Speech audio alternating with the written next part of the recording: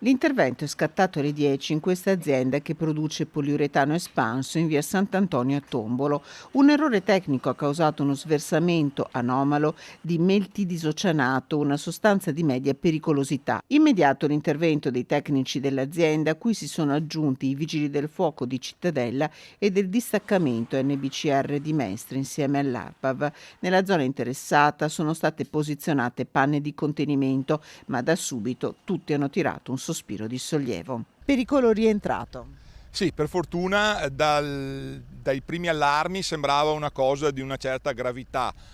Dopodiché sono intervenuti tutti gli enti preposti, l'ARPAV, i vigili del fuoco e i tecnici dell'azienda, e abbiamo constatato che il materiale che è fuoriuscito è di modesta pericolosità. Fondamentale la collaborazione e la preparazione tecnica dell'azienda. I sistemi di sicurezza erano perfettamente funzionanti, sicché il materiale è fuoriuscito, ma è andato su delle vasche di contenimento e non è entrato in contatto con la falda e con l'acquedotto.